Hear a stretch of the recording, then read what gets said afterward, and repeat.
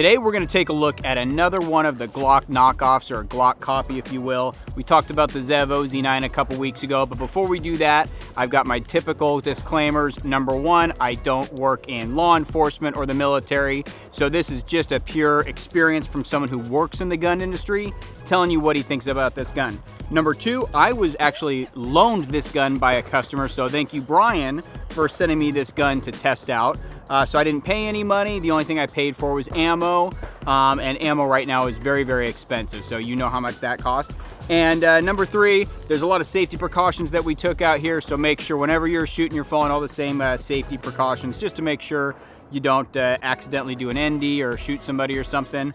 NDs aren't cool. So before we get into the review of the MR920, which is made right here in Texas, in Plano, which I think is super cool, I'm gonna talk about why I haven't actually been making reviews for a few months, and it's because I'm friggin' busy, okay? The gun market just exploded. I don't know if you know that. And the high end, which is what I really focus on for high-end rifles, and then obviously with Cabin and Alchemy, high-end 1911s, it's just going crazy. So the last 2 months have been insane. I haven't had time to film and definitely no time to edit. So I am very excited because if you can't tell, there's actually a new range I'm shooting at. Hopefully the video, I can tell you right now, the video is gonna be 10 times better because I got my man Busy behind the camera. He's getting it done. He's waving to y'all. You can't really see it.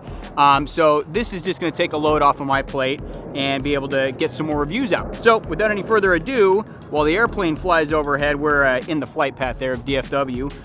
Let's talk about the MR920. So when I first got this gun, Brian, he sent me a message, said, hey, do you want to review the MR920? I was like, yeah, sure. You know, it just sounded like another, Polymer 80 or Zevo Z9 kind of conglomeration where they went from Glock having the patent and then said, you know what, the patent's expired on the Glock 19 Gen 3/Gen 4. Let's make the gun ourselves and not have to OEM it. And so when I got the gun in, the combat version, I was like, yeah, okay, it's pretty cool. But then when I dove into it, I realized I really like this gun. And you know I'm not a big fan of Glocks. Like, this is not my thing. I'm a 1911, 2011 guy. I'm super bougie like that. But this gun has kind of won me over. So let's just start from the top and work down. There's some negatives and positives. First off, go find out what the street price is. I don't know what it goes for. I think the MSRP on the Combat is $800, $799. Then they have the Elite version, which is going to have a threaded barrel and a direct mount optic cut on it. And those run like, $1,050, $1,100. And this is going to be important in just a second. All right, so let's start talking about the sights. They're good. It's a Mariglow tritium front, blacked out rear, which I like. They're way better than stock Glock sights. So really, this is gonna be something you compare to, would I get a 19 Gen 5 MOS? Okay, that's kind of what I'm looking at right now as the comparison. These sights are way better than Glock sights. The orange or the green ring tritium on the front. The back is blacked out, but it's a triangle style sight with a square notch. It's a pretty tight sight picture. Sight tight picture, whatever. It's a sight tight.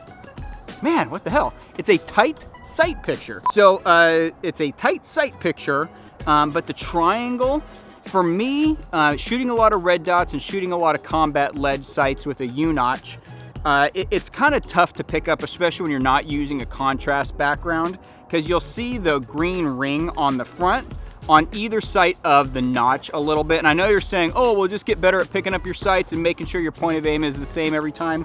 Look, I'm not that good of a shooter, so that's just not how I roll.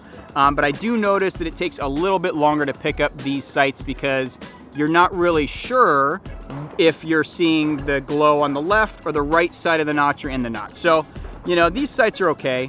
But it's not really my favorite. But moving down to the slide itself, they've got some really nice positive cuts on them.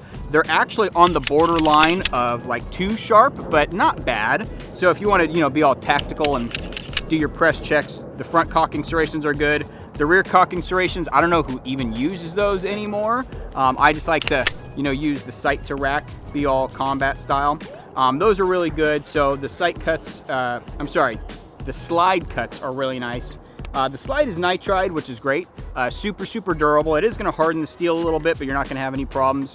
The rear, they actually do kind of a cool cut on the rear where it's at an angle. So it's not like your standard Glock 19, which is flat, blocky, and ugly. It's got a nice angle on it. But when you come down to the frame, this is where the stuff gets really interesting. So this is, if I were to compare it to another Glock off right now, it'd be the Zev OZ9. And this frame is way better than the Zev, in my opinion. The stippling is super aggressive. So when you're getting in on it, you've got a real nice stipple texture on the front strap, real nice on the side, and then the back strap is where the cool stuff comes in. So Zev, they tried to emulate the perfect grip angle made by John Moses Browning in the 1911, 2 world wars. So there's definitely something to be said to mimic that grip angle.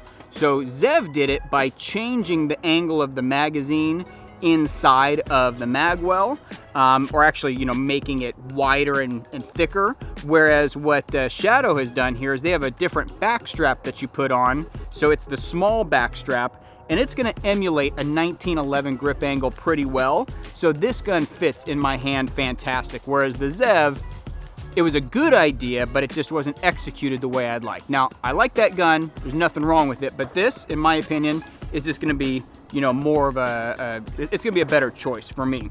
Now, moving down, you've got the trigger. So it is a round trigger. I don't hate round trigger shoes. I prefer flat, especially if I'm gonna be getting an aftermarket or custom gun, but it is a nice aluminum trigger shoe. The trigger pull, it comes in at 5.5 pounds. So it's supposed to be 5 to 5.5. It was consistently 5.5 on my trigger pull gauge, which isn't bad for something that's gonna be a duty style weapon. 5.5 pounds is fine. The reset is super tactile. So it is like in the same spot. You have to let out a little more than I'd like. I'd like a little less travel into a reset, but obviously this is just preferential.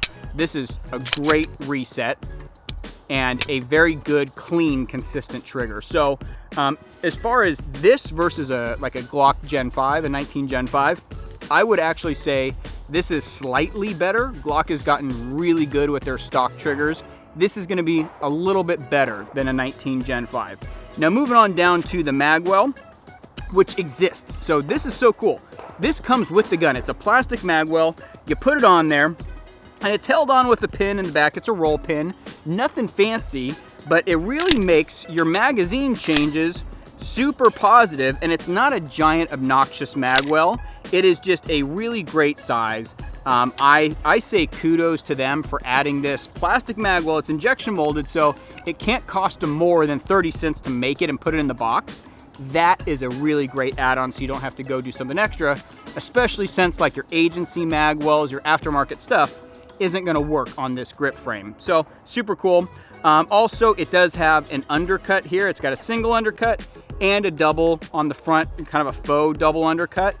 This is gonna suffer from the same problem of the Zev, as there's no texture underneath, so it's really kind of vague when you get up on there, but at least it's there. So I'm not saying it's horrible, but it's just not like exactly what I'd want it to be. I'd want to gunsmith it a little bit with a soldering iron or put some grip tape under there and you're ready to go. Also, speaking of texture, right in the front here, they did something super cool. So right before the rail, there is a lip right here on the frame. So when you are gripping up on here, your left thumb, or if you're a lefty, your right thumb has a ledge and some texture to be on. And all you gotta do is just put your thumb there, push down, and you're gonna keep this gun super flat. It shoots exactly like a Glock. So there is nothing that I would say is different from this to a Glock 19 Gen 5, 4, 3, whatever. I say the generation, I don't know why I do that. I get super specific. So it's just like a Glock 19, except you're gonna be able to get your thumb on here, and that's gonna help you to keep this gun super flat. I know that Shadow Systems has liked to say that it's the flattest shooting gun. If your bore axis is the same, if the weights are the same, the gun is gonna be pretty well the same.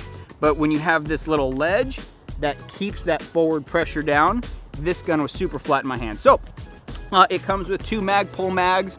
The guy that lent it to me also shot it over with some Glock mags, also some Magpul 17 round mags. So that was pretty cool to do. So the Magpuls worked fine, the Glocks worked fine. I had no issues with this gun whatsoever.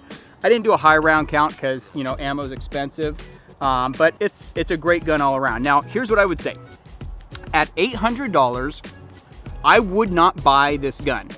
Now, hold with me there. The MR920 Combat at 800 bucks, I would not buy because I personally would like a direct mount red dot. So you're gonna have to go get it milled for a red dot. And if you're gonna get a good direct mount, you know, you're gonna be at 150, 200 bucks. You're gonna have to re-Cerakote the slide, you know, yada, yada, yada. So the standard one, if I were looking at the 920 Combat and the Glock, I'd get the Glock. However, I don't like the MOS system. Those plates tend to be kind of flimsy. So if you go and you get the elite version of this that has the direct mount, which takes DPPs, Trijicon, Holosun, I think it even takes Vortex. So if you get it with the direct mount on there, the elite and the threaded barrel at 1,100 bucks, this gun is a friggin' steal, okay? There is nothing that I would really say you need to go aftermarket and change on it. This gun out of the box is, for me, perfect. Now, if you wanna go put like windows on the top and port it, cause like everybody's porting their guns right now, that's the super cool thing to do. That's totally fine, but I don't think that's necessary. So for me, this gun, the Shadow Systems MR920 Elite with the optic cut is definitely the gun to get. And I'm gonna return this one and try to find an Elite for myself, because this will definitely go into the rotation. So I forgot to do this at the beginning of the video. Like, subscribe, comment, all that stuff. You know, if you have a Shadow Systems, what do you think of it, the MR920? But wrapping it up, this gun is fantastic. At 1,100 bucks, it is a great deal. I would not hesitate to go out and buy one. In fact, after I return this combat version, I'm gonna go find an Elite and I'm gonna buy it, because this is a great gun to have. There's nothing that I would wanna do to it, and that's rare for me. Like, if I get a gun, you know, the first thing I'm gonna do is like spray paint it, or, you know, not pistols, but I always wanna get an optic put on. I wanna personalize it, but this gun, as is perfect. There's nothing that I'd wanna do with it, and 1,100 bucks is a smoking deal. So, you know, if you're in the market for an optic mounted Glock 19, and they've got a full size version, jump on the MR920.